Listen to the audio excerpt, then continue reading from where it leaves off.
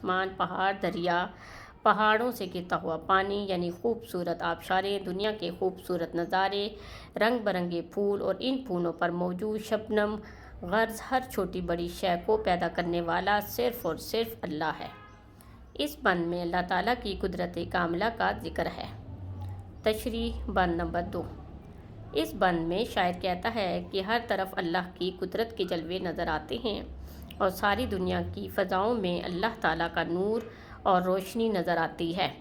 ہمیں اپنے ارد گرد جو ہرے بھرے جنگل اور کھیتیاں نظر آتی ہیں، یہ سب اللہ تعالیٰ کی کاریگری ہے، اور وہ اللہ ساری دنیا اور اس میں موجود تمام رنگینیوں اور خوبصورتی کا واحد خالق ہے۔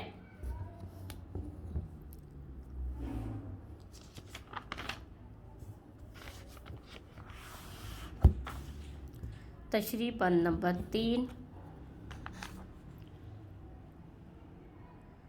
شاعر کہتا ہے جب ہم اپنے ارد گرد نظر دوڑائیں تو ہمیں اس کائنات کا ذرہ ذرہ خوبصورت اور متوازن دکھائی دیتا ہے۔ کائنات کی ہر چیز میں ایک خاص نظم و ضبط پایا جاتا ہے۔ سورج اپنے وقت پر نکلتا اور وقت پر غروب ہوتا ہے۔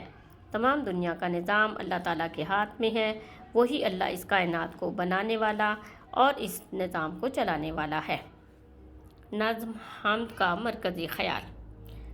نظم میں اللہ تعالیٰ کی نعمتوں، قدرتوں اور صفات سے آگاہ کرتے ہوئے شاعر بتاتا ہے کہ کائنات میں موجود ہر چھوٹی بڑی چیز کا خالق و مالک اللہ تعالیٰ ہے، اور ہر طرف اللہ تعالیٰ کی قدرت کاملہ کے نظارے ہیں، اور وہ ہر چیز پر قادر ہے۔ امید ہے پیارے بچوں آج کا آپ نے لیسن توجہ سے سنا اور دیکھا ہوگا۔